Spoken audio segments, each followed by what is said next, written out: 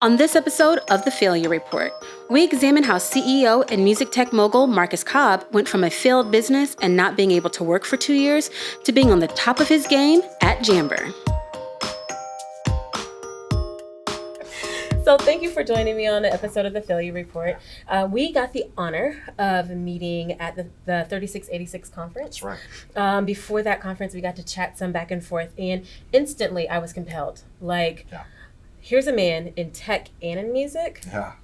Now, I typically know these lines to run, parallel of each other. How is this actually interfacing and crossing up? So I would love for you to start at the top. I want to know your story. Okay, so how top? Are we going back to the crib top, or let's start where you feel comfortable. This is who made me who I am.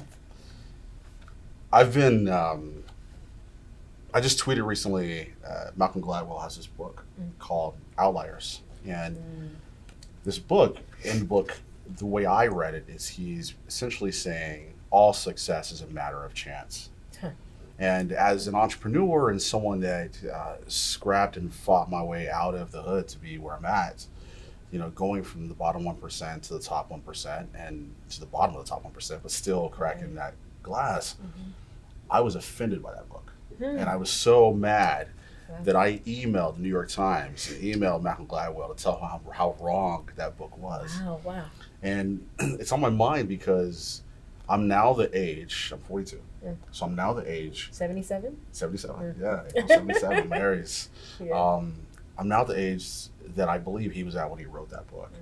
And I am overwhelmed by the amount of serendipity and grace and favor that had to touch my life to get me here. Right. And I'm realizing now that I definitely had choices within those circumstances I was in, but I didn't have choices outside of them.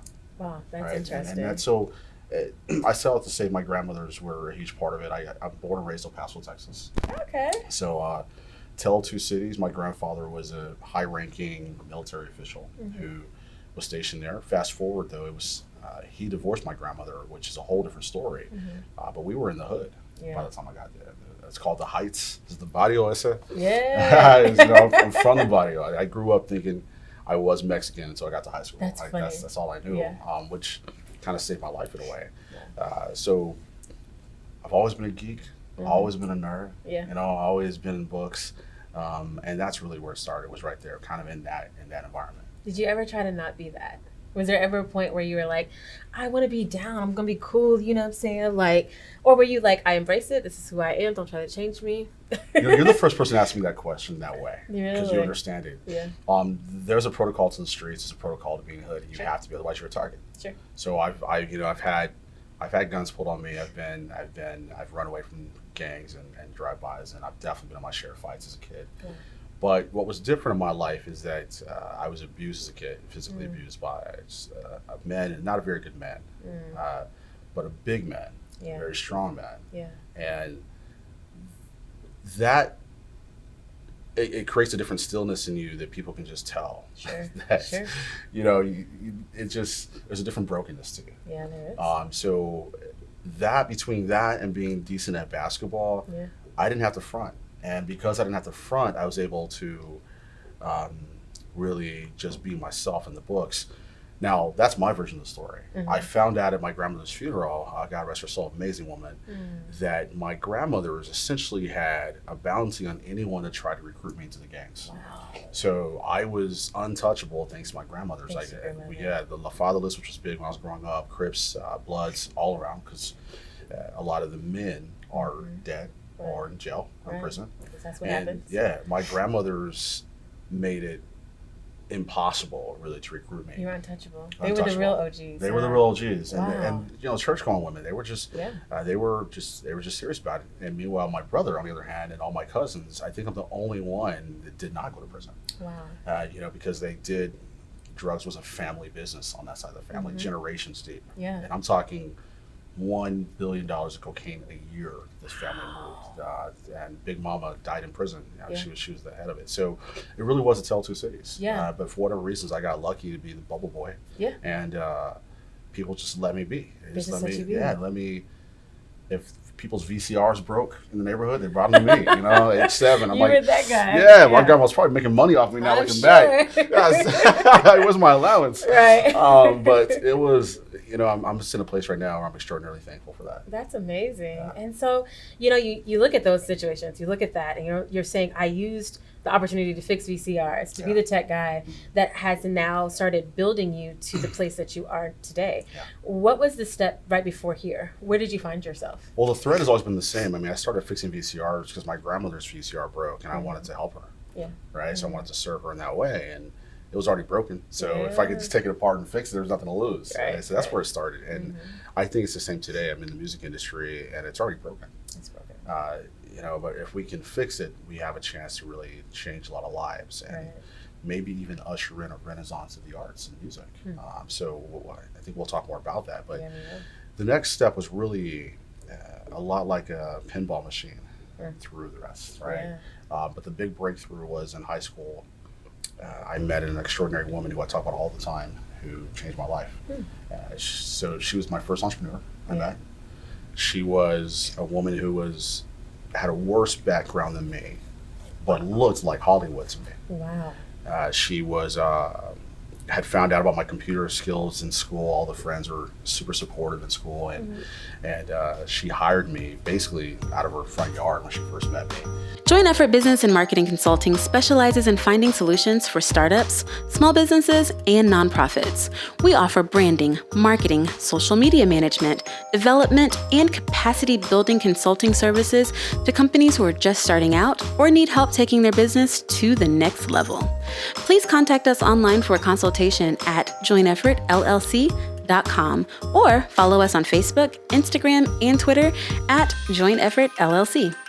And, you know, when I tell the story, I talk about how she was so different. She was like tall and blonde and, you know, skin tight clothes and her gold bangle bracelets, you know, and her mansion, her red sports car. She had like a VR or something like that. Yes, those were hot. Yeah, she had the Spider. They're still hot. Yeah. I think she had like a Mitsubishi 3000 GT, and then she had something else. And she was just everything that was on the other side of at that time, those 16 inches of the television screen. And you would have thought she was just born with a silver spoon in her mouth. Yeah. And her background was way worse than mine. We'd both been through physical abuse and sexual abuse, but she many, many times worse. Yeah. And so the beauty of that was, as I say, she neutralized my excuses and my poverty mentality, right? That's you know what I'm talking about? Oh, yes, I do. That's Cinderella. I call it the Cinderella complex. Yeah. Where you're being mistreated and you're on your knees scrubbing floors and no one's being nice to you, and poof, the fairy godmother shows up and waves her wand and it changes your life forever. You know, that's such a I think it's one of the worst things that Walt Disney ever did for this culture was put that story out. And it, you know, it's what's interesting is exactly why we're here today, is that people feel like there is a fairy godmother who gives you a business, who sells you a company, and you hear people publicly trading companies, and I started out in the hood in El Paso, and then I became a billionaire. And I had to come in Forbes magazine. Hold on, Sean Combs is calling me real quick. Exactly. Hey, Sean, let me get back to you. Pause, right? But that is not actually how anything in life works. You know what I mean? And you're right. That's probably the horrible thing that they could have done to us. Yeah, it's not how the universe works. I mean, there are definitely angels with me along the way. And this woman, Charmaine, was an angel. Yeah. But she wasn't a fairy godmother by any means. Right? She put me to work. Yes. And then when I got out of the hood and I'm around more people of different colors and shades and backgrounds, from my hillbilly friends to my rich Polish friends, I realized everyone had the same problems. They're just different. They're just different. They were the same. Everyone was getting spanked with extension cords. Extension cords. Yeah, I know exactly what you got spanked with. I got spanked with them too. I remember, everybody was. It wasn't just us because we were black. We were just louder about it. Exactly. Everybody was, having family issues, and everyone was going through broken homes, and everyone was having the same problems. Sure. And that, her putting me to work let me fail forward in corporate America. My talents kept opening doors for me with great companies, but it took me a long time, probably 7 years after that. So probably until I was 25 to really be able to hold down a job, because it was such a learning curve for me. Yeah, it was a learning curve. First job, what was that like? I was the shit. Yeah. In my mind. Until they fired me. Yeah, talk about failure. Until they fired me. Yeah, I've probably been fired 10 times, Yes. 12 times at least. Ooh. At least. I don't even know how many times I've been fired. Yeah, one of those that you lose count. Yeah, we we talked earlier about people that lose count, like they just stop counting I don't because know. you pass a certain threshold and Yeah. shows who you are. Yep. Yeah, I've been fired so many times, and entrepreneurs, we glorify and say, well, it's because we're unemployable. For me, it was a character issue. So was that your failure? Your Yeah, it character was it was both. It was trying to find the middle of the road. Yep. Part of it was I'm very principled, and if I see different types of injustices or I have a thing against bullies. I'm allergic to bullies, so I don't do the finger authority. I have authority issues. I don't do the finger pointing authoritarian thing. I will leave real quick. Yeah. But part of it was just a lack of respect. Showing up meetings 2 hours late. No. Not showing up at all. No call, no show. And not even really having no conscience about it. Yeah. You know what I'm saying? Yeah. Now just that kid, I shake my head at him because he just had no clue. But I had enough skills, enough time to buy grace, and I got incrementally better, not macro better, incrementally better. Yeah.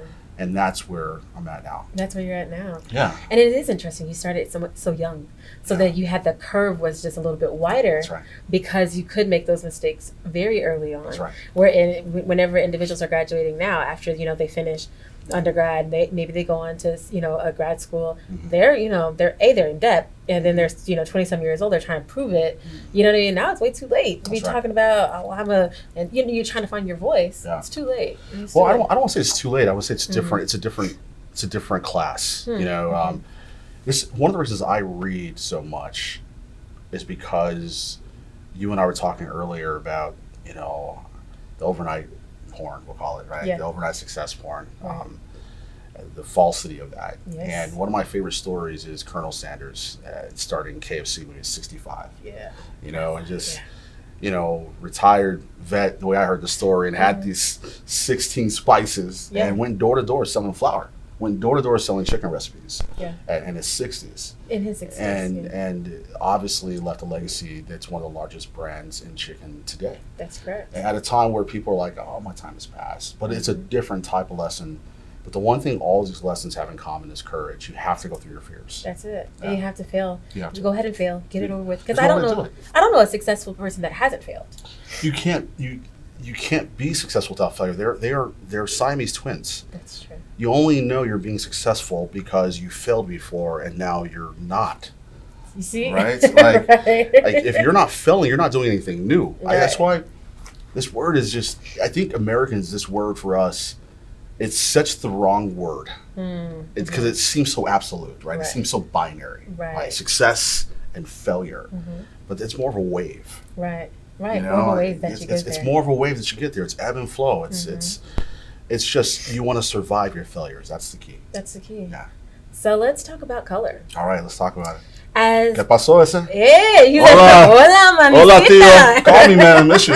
No, you can't have any money. I said, no. No, that's funny. I forgot you were Mexican. Yeah, sometimes, man. I go back. I still eat tacos on a daily like that. Daily basis. That won't leave my body. Right? I'm on tacos, man. That's so funny. That's so funny. But Black men of color in this industry, I wanted to know how you fit in. Do you feel like you fit in?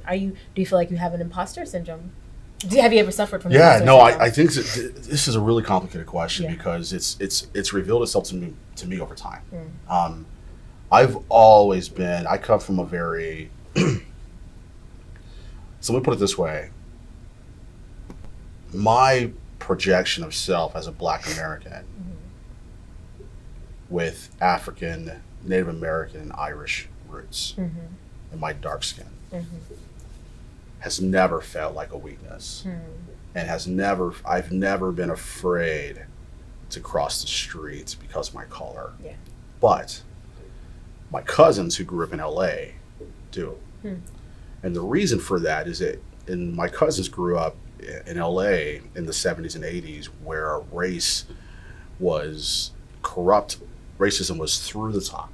There were streets that they could not cross, like across La Cienega, and police would put them back where they belonged. And that's a programming. Yes, it does.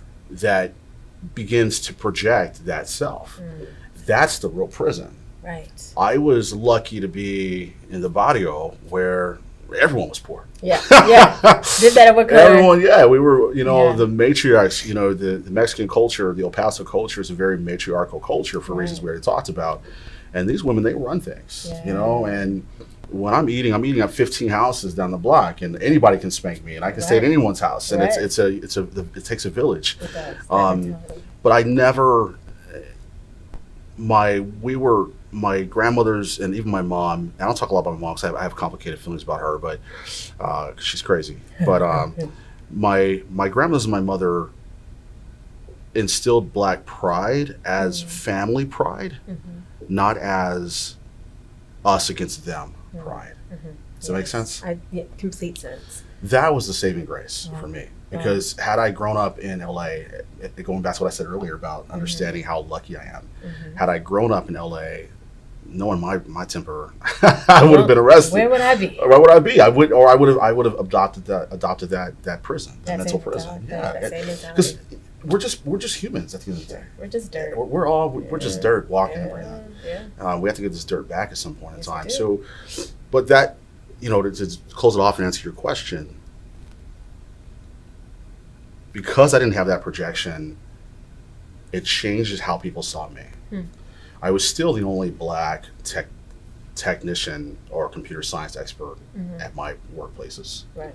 I was still the only Black business owner at a lot of the conference rooms I was at, but I never internalized anyone's racism because I never felt like I had anything to do with me. Yeah. You didn't absorb it. You were like, listen, This is your problem? Yeah. This isn't I'm my going problem? forward regardless. I'm here. Yeah, I learned a long time ago, money is green. It sure is. People aren't green. People aren't green, but money is green. Yes, And I think my investors are 99% white. And not a single person has ever not given me $1 that I know of because I was Black. Wow. They see the potential to earn, and I think that's important. Yes, So it is. part of it's projection, but a lot of it is how you see yourself and what power you want to give to how they see you. Yeah, I love that. I really love that. So now we fast forward in life to Jammber. Yeah, man. Here we are. I mean, this gorgeous office. Yeah. What is Jammber? Jammber is a company, a startup that we use technology like apps and things in the cloud to get people paid faster in the music industry. In the music industry. Yeah, so songwriters, producers, performers, guitar players. It takes an insane amount of time just to get paid for music you create. And then on top of that, the checks are small for most of them. So Jammber, at the very least, we are speeding up that whole payment process. So imagine a really fancy PayPal, Venmo kind of Zelle, Zelle music thing. Right. Yeah, exactly. Shout out to all of them. That's what we do. Yeah. Sponsorship dollars. Yeah, right. You see the wink. Right. So business people, you can tell right now. You can tell, right? So that's what we do. We've been at it for a while, and we're just now really getting traction. So it's an exciting time. That's awesome. Yeah.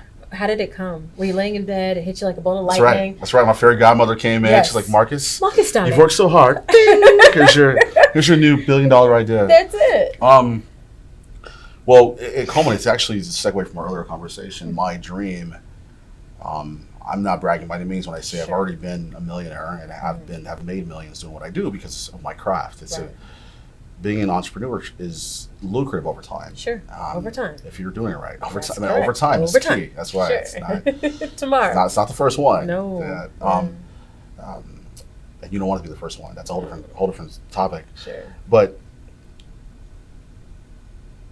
I have a really lucky background where I've been a part of hundreds of millions of dollars in exits, meaning that I've been with teams and companies where we've sold companies to the tune of hundreds of millions of dollars. Wow. And that's an amazing education. Sure.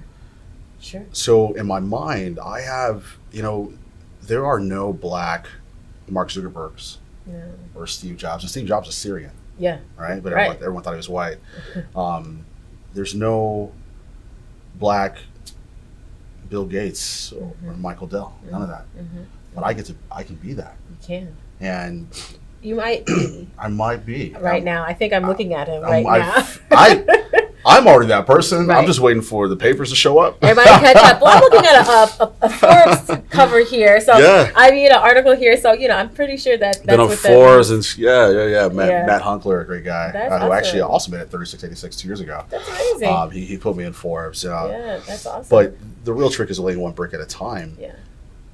When I talk to young boys and girls of color, they don't see themselves as a Bill Gates or Zuckerberg because they've never seen it before. Yeah. And sometimes you don't know you can fly until someone who looks like you flies first. Yeah.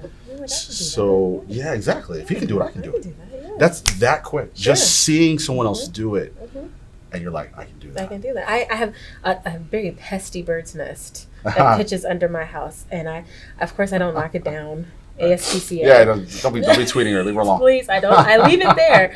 But I love to watch the mom come back and feed those birds, and then they just know that they can fly one day. That's right. And it's not because they've been anywhere other than that nest. They truly can't see anything else. But it's what they know. But they see it every day. They've seen it. That's right. And I love that. And that's the faith of it. And so I've already seen it. I mean, and it's not just me. There's a renaissance of there's a harvest of colored Black talent in. There's a guy who's doing robotics for kids. There's a young lady who's one of the first Black NASA scientists in her team. There's a bunch of entrepreneurs coming up. It's not, and I hate for this country to be the best it can be. We need all of us. We need us all. We have to maximize everyone's potential. Yeah. And so I'm not drawing lines, but I'm also not making excuses that this is the color I was born with, and this is where I make an impact. Yeah, so that's awesome. Yeah. I heard you mention that the first time you had to sell one of your companies made you cry. Yeah. And we talked about that being, at the time you were like, this is going to be great, and then it was retrospect that was like, this was a major setback, mistake, failure. It's a failure that I experienced. I would love to hear that story. I've never told the story of death because it was always easier to whitewash it in a way, but I had a software company, and I'm really good at designing tech products that just, they kind of spark. Because it's a form of entertainment for me and serving people. So if they don't get that spark, I don't get joy from it, right? I came up with this tech that I'd seen a huge problem for, and some gentlemen saw my face in Cranes, which is a publication in Chicago, and they saw my company and this prodigy kid, and they offered to buy my company for $8 million in cash and then $2 million in licensing for that period of time. And I was super excited. This is my fairy godmother had arrived. Yes. This is my first exit, so the devil showed up instead. Yes, Sirens, right? There's always flags. Sometimes they're pink. Oh my goodness. And they turn red. There were so many flags, but I was like, I was blinding myself and lying to myself. And sure enough, they started paperwork and put down the initial deposits, and they were going to combine our companies into one bigger company that I was going to be a principal of. And I brought on my staff. I had about 5 or 6 employees in this little company, and I'd been funding this out of my own pocket from previous exits, so there was no debt or anything. And they finally when we got the software done, they fired me. Leading in Color is a podcast hosted by Dion Stokes, founder of Joint Effort, Business Marketing Consulting, and me, Marta Miranda Stroud, founder of Catapult Now, an organization and leadership development and training firm. We thrive on engaging in raw, courageous conversations and topics that unpack systems of oppression that impact leaders at the margins of white, patriarchal culture. So I went to the protest, and when I went to the protest, there weren't a lot of white faces in the crowd. And I thought, what's wrong with this scenario? Because, people had been organizing around all these issues. And in the white activist community, there was this question, why don't Black people join our movements? Right, as opposed to, why aren't we at the table in their movement? We are passionate about naming and dismantling the barriers of implicit bias, raising consciousness, and forging new ways to think about leadership that does not replicate power over others and create transformational leadership models based on systems of liberation. Join Leading in Color. Join the revolution. And not only did they fire me, they fired my entire team. And they stole the software after that, and it became a huge drawn out battle just to get the rest of our money and everything else. And these two entrepreneurs, from what I'd heard, had done this multiple times. This was a pattern of behavior. Yeah, we hate to use the word scheme, but it was definitely a scheme. This is a scheme that you played. They knew I was naive, Right, and they knew it was my first sell, and it's the exact same way that guys do it in the hood when they bring you into a gang. Yeah. They compliment you. They give you something shiny. They take you to their core and they kind of put their arm around you. But look at my little homie here, Marcus Cobb. They did the exact same thing, except instead of the hood, it was a benefit here. Yeah. It was my business cards, president of this company that we created. It was the setup. So my guard was down. I believed them because I wanted to. Sure. Right, my dream was coming true. My next dream.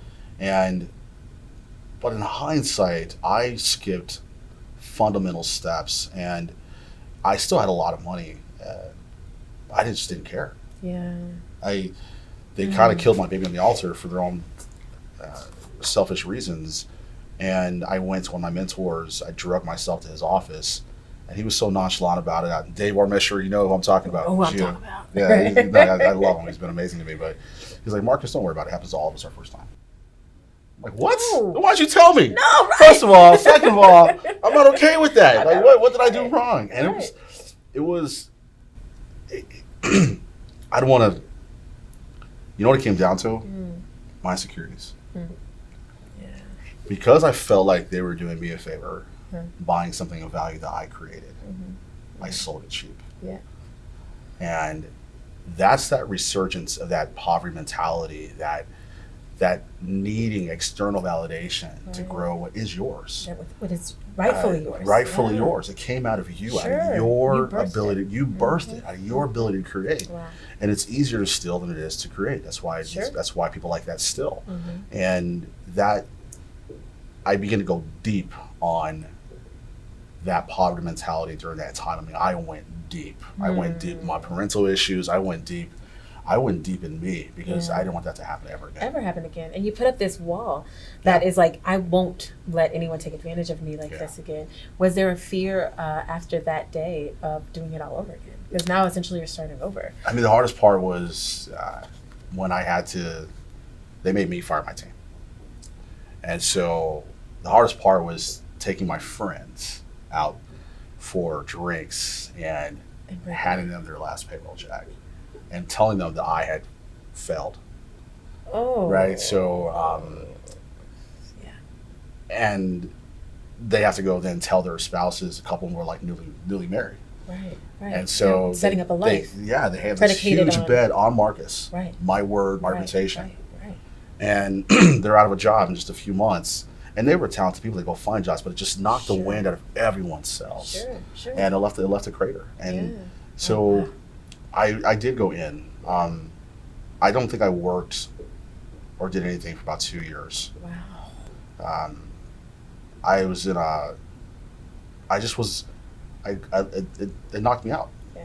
You know, and it wasn't just the guys, you know, like I got over them to a certain extent. I mean, I'm coming for you guys. Yeah, but it's not over. You know you are. Right. Yeah, they've run into me since. I've passed them in notoriety and clout and authority in Chicago. Isn't that amazing? Yes. Because when we talked about this, that failures happen for you, not to you. That's right. And we take them personally. We take them 2 years personally. Yes. And when they happen for your good, and you surpass them, and you can look back at them and say, you thought you were hurting me? Right. You were my stepping stool. Right. I stepped on you. That's right. 100%.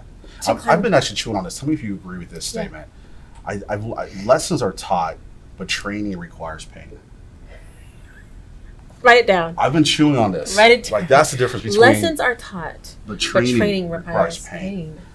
When I'm thinking, my friends, right? Yeah, you're not trained unless it hurts. Unless it hurts. Yep. All the ways. It hurts. Yeah. Or it hurts. Yeah. There's something about pain that locks in the lesson. And that's just how I'm looking at it now. Now when I run into pain and failures, for me, I'm just wondering what the lesson is. Yeah. I'm going through it right now with Jammber. I'm going through pains right now with Jammber. I'm learning new lessons that hurt. Yeah. And I'm like, okay, Not going down that road again. Sure. I've been turn trained. left. Yeah. Do not go left. Don't Put up go left. signs. Yeah. But then you know how to pivot now. That's right. You know what I mean? Those lessons, those pain points help you to understand, like, okay, when I see this coming, this is my opportunity. That's absolutely true. And to do it quicker than, because I've headed down the darkest paths before. That's You know right. what I mean? 100%. And I'm so low that I'm on my belly crawling, and I could have easily have turned 100%. and pivoted out of that situation, but I didn't know any better. Yes. What are those signs? Give me a I'm sign. much quicker at pivoting now. I'm much quicker That's at, awesome. you know, Yeah. Yep. once my spidey sense goes off, I trust it. It's not that serious. Not right? that serious. But also I don't have the insecurities I had before. So I don't feel like I'm giving anything up to say no. Right.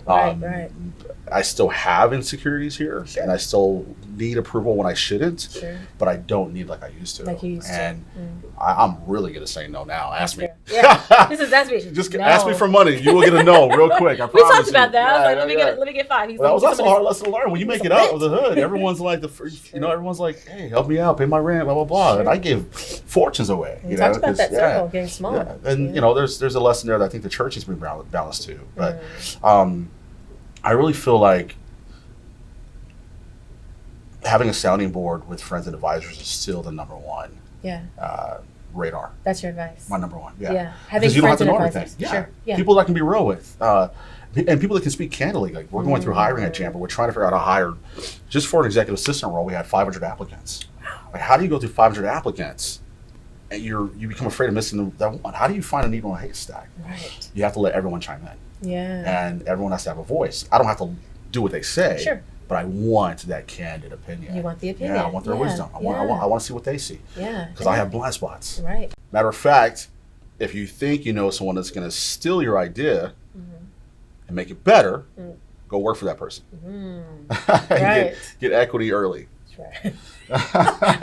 wait, I just have to pause right there because that is so true. You know what I mean? Like, it's not that serious. Right. I can sit here and decide I'm going to have a coffee shop that's going to sell macchiatos and lattes, and you can have the exact same idea. Right. But mine might be Starbucks, yours might be Caribou, hers might be El Jornal, his person's might be Dunkin' Donuts. Right. Execution is a manifestation of self. It is. Your personality, your vibrations, your history, everything. Life is cumulative. So no one can steal your idea. Now that being said, they can steal your products. So I'm not saying to be reckless. Right. If you build something that's of value and it's intellectual property, protect that, and be prepared to protect that. But an idea by itself, share it. First person to hire. It depends on the business model. Yeah. If you A lawyer. a lawyer. A lawyer. I've been asked that question often, and depending on the industry, I'm kind of like, It depends on your level of, depends on what level you're at. If it's your first company ever, the first person to hire is yourself. You got to pay yourself early. That has to be a standard. There's no reason, if you can't pay yourself, let me put it this way, if you can pay other people, you can pay yourself. Even if it's $10, $20, but the discipline of paying yourself is crucial. Wait, why did production, I saw the metaphor field go like this, like, yes. Yeah. Well, it's a business. I've been putting my notes down because when I say it from the bottom 1% to the top 1% because the lessons that were the hardest for me weren't balance sheets and P&Ls. They were emotional lessons. Money is energy, but it's reflective energy, and it takes on the character of whoever has it. Just the same way that the ground does. If you're a farmer, you can tell a farmer's personality by their farm. And I lived on a ranch as a kid, at a foster home out in New Mexico, and we had an amazing ranch. You can tell the farmer's personality by the land. And if you pay yourself and you respect the energy, money's attracted to money. And so when you start $10 a month paying yourself, $100 a month paying yourself without apology because you are the most important person in your business, it's a paradigm shift. It's at least a gut check, right? So I would say the first person you hire is yourself. That is so deep, because I hear so many entrepreneurs that are like, I'm just going to sacrifice. I'm going to eat rice and sugar, which is a thing. And Wow. I know, right? I mean, we have like, rice and leche. Right, They're talking like rice and sugar, Rice like and sugar. packs. Yeah. Yeah. And I'm No. right, that's disgusting. No. But I'm gonna pay the people that are around me. And I've always had a hard pause at that, because I truly believe that you are the most valuable person 100%. in your business. Because if 100%. I can't breathe the life and the energy into what you do, you're gonna be standing looking for what to do next. Everybody's, I'm not, I like the Bible. So there's a lot of idioms in it and proverbs in it that have been life-changing for me. And there's one in particular that says, don't muzzle the ox that treads out the grain. And what that means is they used to put oxes on these, mills, and the ox would walk around, and the ox would eat as it was going around the grain that it was coming out. So farmers would muzzle the ox because it was eating their grain, profits. right. But then those oxes would die out faster and burn out faster. You have to pay yourself. Yeah. Don't muzzle the ox that treads out the grain. Yes. You have to pay yourself. That text is going in the Bible. Yeah, it's going in there, because everybody needs to read that text every day, Yeah, because 100%. it reminds you of that drive. You know what I mean? I have to actually be on the mill in order to spin it. So You I have to feed work yourself. every day. You need a place to go home and sleep. Yes. You need to. I mean, even after I'd already made it, I still multiple times worked multiple jobs to maintain a quality of life and what I wanted to do. Right. And by quality of life, I just mean not eating rice and sugar. Yeah. Right. Right. Feed yourself. Right. At least get the new chicken from Popeyes. Popeyes. Get in line. One more sponsorship for you guys. Put Get it in there. line, Yeah. because he mentioned KFC, and I was like, well, he needs to contend with Popeyes. It's only a few bucks. So you can do that. You can go buy. It's not that hard, right? You can buy.